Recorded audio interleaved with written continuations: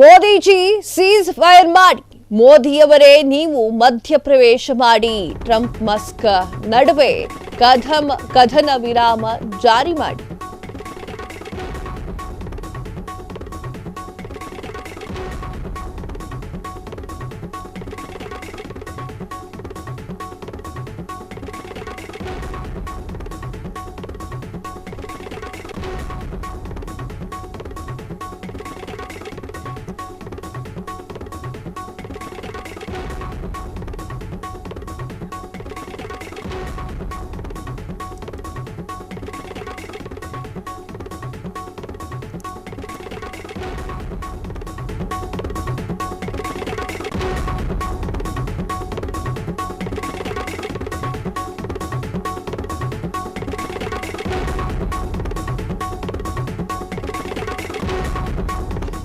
S, ಈಗೊಂದು big breaking news ಬರ್ತಾ ಇದೆ. ಪಹಲ್ಗಾಮ್ ಕುಂಭಮೇಳ ದುರಂತಕ್ಕೆ ಕಾರಣವಾದವರ ರಾಜೀನಾಮೆಯನ್ನ ಕೊಡಿಸಿ ಕೇಂದ್ರ ಸರ್ಕಾರಕ್ಕೆ ಸಚಿವ ಪ್ರಿಯಾಂಕ್ ಖರ್ಗೆ ಸವಾಲು.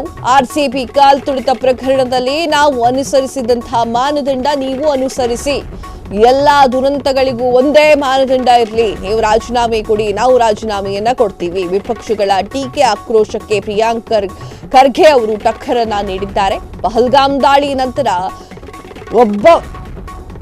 ಒಬ್ಬರಾದ್ರೂ ಕೂಡ ಅಮಿತ್ ಶಾ ರಾಜೀನಾಮೆ ಕೇಳಿದ್ರ?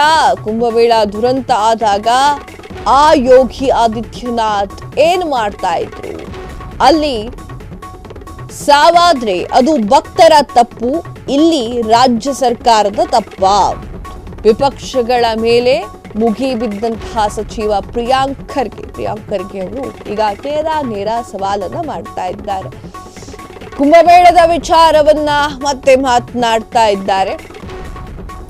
ಆರ್ಸಿಬಿ ಕಾಲ್ತುಳಿತದ ವಿಚಾರವಾಗಿ ಬಿಜೆಪಿ ಕಿಡಿಕಾರಿತ್ತು. ಆ ಕಿಡಿಗೆ ಇನ್ನಷ್ಟು ನೀವು ಮಾಡಿದ್ರೆ ತಪ್ಪಲ್ಲ, ನಾವು ಮಾಡಿದ್ರೆ ತಪ್ಪ ಎನ್ನುವಂತಹ ಪ್ರಶ್ನೆಗಳೆಲ್ಲವೂ ಕೂಡ ಈಗ ಉದ್ಭವ ಆಗ್ತಾ ಇದೆ. ಪಹಲ್ಗಾಮ್ನಲ್ಲಿ ಮಹಾಕುಂಭಮೇಳದ ದುರಂತದಲ್ಲಿ ಕಾರಣವಾಗಿ ಅವರು ರಾಜೀನಾಮೆಯನ್ನು ಕೂಡ ನೀವು ಕೊಡಿಸಿ ಅಂತ ಹೇಳಿ ಪ್ರಿಯಾಂಕ್ ಖರ್ಗೆ ಅವರು ಮಾತನಾಡಿದ್ದಾರೆ. ಏನ್ ಮಾತನಾಡಿದ್ದಾರೆ ನೋಡ್ಕೊಂಡ್ ಬರೋಣ. ನಮ್ಮ ಈ ಘಟನೆ ಆಗಬಾರ್ದಾಗಿತ್ತು ಅಂತ ವಿಷಾದ ಕೂಡ ಎಲ್ಲರೂ ವ್ಯಕ್ತಪಡಿಸಿದ್ದಾರೆ. ನಾವು ನಮ್ಮ ಕೈಲಿ ಏನೇನಾಯ್ತು ಅವೆಲ್ಲರೂ ಕೂಡ ನಾವು ಮಾಡಿದ್ದೇವೆ. ತಾವು ಗೊತ್ತಿರೋ ಹಾಗೆ 18 ವರ್ಷ ಆದ್ಮೇಲೆ ಮೊದಲನೇ ಬಾರಿಗೆ ಈ ಪಂದ್ಯವನ್ನ ಗೆದ್ದಿದ್ವಿ. ಜನರ ನಿರೀಕ್ಷೆ ತಕ್ಕಂಗೆ ನಮ್ಮ ಆರ್ಸಿಬಿ ತಂಡದವರ ಆಡಿ ಒಂದು ಹೆಮ್ಮೆಯನ್ನ ಗಳಿಸಿದ್ರು. ಮುಂಚೆ ಎಲ್ಲ ಏನಾಗ್ತಾ ಇತ್ತು, 1-2 ದಿನ ಗ್ಯಾಪ್ ಕೊಟ್ಟಿ ವಿಜೇತರು ನಗರಕ್ಕೆ ಬರ್ತಾ ಇದ್ರು. ಆದ್ರೆ ಮೊದಲನೇ ಬಾರಿಗೆ ಏನು ಕಪ್ ಗೆದ್ದಿ 24 ತಾಸು ಒಳಗಡೆನೆ ಆ ನಗರಕ್ಕೆ ಬಂದಿರೋದು ಮೊದಲನೇ ಬಾರಿ. ಇದು ಜನರಲಿ 1 or 2 days ಗ್ಯಾಪ್ ಕೊಡ್ತಾರೆ. ಆಮೇಲೆ ಬಹಳ ಸ್ಪಷ್ಟವಾಗಿ ನಮ್ಮ ಗೃಹ ಇಲಾಖೆಯಿಂದ ಏನೇನು ಅವರಿಗೆ ಪರ್ಮಿಷನ್ ಬೇಕಾಗಿತ್ತು ಅದನ್ನು ಕೂಡ ಕೊಟ್ಟಿದ್ದಾರೆ. ಎಲ್ಲಿ ನಮ್ಗೆ ಬಂದೋಬಸ್ತಿಗೆ ಕಷ್ಟ ಆಗುತ್ತೆ ಅದು ಕೂಡ ಬಹಳ ಸ್ಪಷ್ಟವಾಗಿ ನಿರಾಕರಣೆ ಕೂಡ ಮಾಡಿರೋ ದಾಖಲೆಗಳು ಇವೆ. ನಾವು ಯಾವುದೇ ರೀತಿಯಾದಂತ ನಿರ್ಲಕ್ಷ್ಯ ತೋರಿಸ್ಬೇಕಾಗ್ತದೆ. ಏಕಾಏಕಿ 3.5 ಲಕ್ಷ 4 ಲಕ್ಷ ಜನ ಬಂದಾಗ, ನಮ್ಮ ನಿರೀಕ್ಷೆ ಮೀರಿ ಜನರು ಬಂದಾಗ ಸ್ವಲ್ಪ ಲೋಪಗಳಾಗಿದೆ. ಅದರಲ್ಲಿ ಯಾವುದೇ ರೀತಿಯಾಗಿ ನಾವು ಡಿಫೆಂಡ್ ಮಾಡಕ್ಕೂ ಹೋಗ್ತಾ ಇದ್ದೀವಿ. ನಾವು ಒಂದು ಜವಾಬ್ದಾರಿಯುತ ಸರ್ಕಾರ ಇದ್ದೇವೆ. ಜವಾಬ್ದಾರಿಯನ್ನ ಆಗ್ಲೇ ಮಾನ್ಯ ಮುಖ್ಯಮಂತ್ರಿಗಳನ್ನ ತಗೊಂಡಿದ್ದಾರೆ, ಉಪಮುಖ್ಯಮಂತ್ರಿಗಳು ಮತ್ತು ಗೃಹ ಸಚಿವರು ತಗೊಂಡಿದ್ದಾರೆ. ನಮ್ಮ ಕೈಲಾದಷ್ಟು ಕೂಡ ನಾವು ಮಾಡಿದ್ದೇವೆ. And we are accountable. ನಾವೇನು ನಮ್ಮ ಜವಾಬ್ದಾರಿಯಿಂದ ಜಾರ್ಕೊಂತಾನೂ ಇಲ್ಲ. ಬೇರೆ ರಾಜ್ಯಗಳಲ್ಲಿ ಇಂಥ ಘಟನೆಗಳು ನಡೆದಾಗ ಅಲ್ಲಿನ ಸರ್ಕಾರ ಏನ್ ಮಾಡಿದೆ ಮತ್ತೆ ನಮ್ಮ ಸರ್ಕಾರ ಏನ್ ಮಾಡಿದೆ ದಯವಿಟ್ಟು ಹೋಲಿಕೆ ಮಾಡಿ. ಜವಾಬ್ದಾರಿಯನ್ನು ಹೊತ್ಕೊಂಡು ಮಾನ್ಯ ಮುಖ್ಯಮಂತ್ರಿಗಳೇ ತಮ್ಮ ಮುಂದೆ ಪ್ರೆಸ್ ಮೀಟ್ ಮಾಡಿ ಏನೇನಾಗಿದೆ ಅಂತ ಹೇಳಿ ಸಂಪೂರ್ಣ ಏನು ಟ್ರಾನ್ಸ್ಪರೆಂಟ್ ಆಗಿ ಕ್ಯಾಶುಯಾಲಿಟೀಸ್ ಎಷ್ಟಾಗಿದೆ, ಎಲ್ಲಿದ್ದಾರೆ, ಹೇಗಿದ್ದಾರೆ, ಮೀಡಿಯಾಗೆ ಯಾವುದೇ ರೀತಿಯಾದಂಥ ಕಡಿವಾಣ ಹಾಕ್ಲಾರ್ದಂಗೆ ನಾವು ಟ್ರಾನ್ಸ್ಪರೆಂಟ್ ಆಗಿ ನಾವು ಮಾಡಿದ್ವಿ. ನಾನು ಯಾಕಿದ್ದು ಹೇಳ್ತಾ ಇದ್ದೀನಿ ಅಂದ್ರೆ, ಬೇರೆ ಸರ್ಕಾರಕ್ಕೆ ಹೋಲ್ಸ್ ನೋಡಿ ಅಂದ್ರೆ ನಾವು we have taken responsibility, we have owned up responsibility. ಯಾರ್ದು ಏನೋ ನಿರೀಕ್ಷೆ ಇರಲಿಲ್ಲ, ಆಮೇಲೆ ನಾವು ಆಗ್ಬೇಕಂತಾನು ಏನು ಬಯಸಿರ್ಲಿಲ್ಲ. ನಮ್ಮ ಕೈಲಾದಷ್ಟು ನಾವು ಶಕ್ತಿ ನೀರು ಮಾಡಿದ್ವಿ. ನಮ್ಮ ಕಲಬುರಗಿನಲ್ಲೇ ನೋಡಿ, ಮುಂಜಾನೆ 4 ಗಂಟೆ ತನಕ ವಿಜಯೋತ್ಸವ ಆಯಿತು. ಬೆಂಗಳೂರಿನಲ್ಲಾಯ್ತು, ಇಡೀ ರಾಜ್ಯದಲ್ಲಾಯ್ತು. ಈಗಾಗಲೇ ಬಂದೋಬಸ್ತಿಗೆ ನಾವು ಎಲ್ಲ ಕಡೆ ಡಿಪ್ಲಾಯ್ ಮಾಡಿ ಮತ್ತೆ ಬೆಂಗಳೂರಿಗೆ ಅಷ್ಟು ಬೇಗ ಕರ್ಸೋದು ಕೂಡ ಕಷ್ಟ ಆಗ್ತಿರ್ಬೋದು.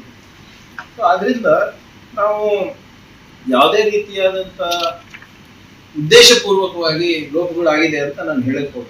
ನಾನು ಹೇಳ್ದಂಗೆ we are a responsible government, we have taken responsibility. ಮುಂದೆ ಆಗ್ಲಾರ್ದಂಗೆ ನಾವು ನೋಡ್ಕೋಬೇಕಾದಂಥ ಸ್ಟ್ಯಾಂಡರ್ಡ್ ಆಪರೇಟಿಂಗ್ ಪ್ರೊಸೀಜರ್ಸ್ ಮಾಡಬೇಕು ಅಂತ ಕೂಡ ಈಗಾಗಲೇ ಸೂಚನೆಗಳನ್ನು ನೀಡಿದ್ದಾರೆ. ಅದಕ್ಕೆ ಆ ಜ್ಯೂರಿಸ್ಟಿಕ್ಷನ್ ನಲ್ಲಿ, ಆ ವ್ಯಾಪ್ತಿನಲ್ಲಿ ಯಾವ್ಯಾವ ಅಧಿಕಾರಿಗಳು ಬರ್ತಾರೆ, ಏನೇನು ಲೋಪಗಳಿದೆ ಅದನ್ನ ಮೇಲ್ನೋಟಕ್ಕೆ ಗಮನಿಸಿ ಈಗ ಅವರಿಗೆ ಅಮಾನತ್ ಕೂಡ ನಾವು ಮಾಡಿದ್ದೇವೆ. ಇದರಲ್ಲಿ ಬಿಜೆಪಿಯವರು ರಾಜಕೀಯ ಬೆರೆಸ್ಲಿಕ್ಕೆ ಹೋಗ್ತಾ ಇದ್ದಾರೆ, ಬೇರೆಯವರು ರಾಜಕೀಯ ಬೆರೆಸ್ಲಿಕ್ಕೆ ಹೋಗ್ತಾ ಇದ್ದಾರೆ. ಅದು ಅವ್ರು ಏನ್ ಮಾಡ್ಬೇಕು ಅವ್ರು ಪೊಲಿಟಿಕಲಿ ಮಾಡ್ಕೊಳ್ಳಿ. ಆದ್ರೆ ಸ್ವಲ್ಪ ಅವರು ಕೂಡ ಆತ್ಮಾವಲೋಕನ ಮಾಡ್ಕೊಳ್ಳಿ. ಏನು ರಾಜೀನಾಮೆ ಕೇಳೋದು ಅದು ಮಾಡ್ತಾ ಇದಾರಲ್ಲ, ಬೇರೆ ಬೇರೆ ರಾಜ್ಯದಲ್ಲಿ ಇಂಥ ಘಟನೆ ಆದಾಗ ಅವ್ರ ಮುಖ್ಯಮಂತ್ರಿಗಳು ಏನ್ ಮಾಡಿದ್ರು ಮತ್ತೆ ನಮ್ಮ ಮುಖ್ಯಮಂತ್ರಿಗಳು ಏನ್ ಮಾಡಿದ್ರು ಹೋಲಿಕೆ ಮಾಡಿ ಮಾತಾಡಿದ್ರು. ಈ ಘಟನೆ ಆಗ ಗುಜರಾತ್ ನಲ್ಲಿ ಒಂದೇ ಪ್ರಶ್ನೆ ಇದೆ ಸರ್, ಇದೇ ವಿರೋಧ ಪಕ್ಷದವರು ಓಪನ್ ಬಸ್ ಮೆರವಣಿಗೆ ಮಾಡ್ಬೇಕಂತ ಹೇಳಿದ್ರಲ್ಲ, ಯಾಕೆ ಡಿಲೀಟ್ ಮಾಡಿದ್ರು? ಅದು ಎಲ್ಲರೂ ನಮ್ಮ ರಾಜ್ಯದ ಎಲ್ಲಾ ಬಿಜೆಪಿ ನಾಯಕರು ಕೂಡ ಮಾಡಿದ್ರಲ್ಲ, ಅದನ್ನ ಆ ಪ್ರಸ್ತಾಪ ಮಾಡಿದ್ರಲ್ಲ. ನಾವು ನಿರಾಕರ ಮಾಡಿದ್ಕೆ ಗೃಹ ಸಚಿವರಿಗೆ ಏನೇನ್ ಬಾಯಿಗೆ ಬಂದಂಗೆ ಮಾತಾಡಿದ್ರು ತೆಗೆದು ನೋಡಿ ತಾನು ನಿಮ್ಮ ಮಾಧ್ಯಮದ ಮುಂದೆನೆ ಮಾತಾಡಿದ್ದಾರೆ.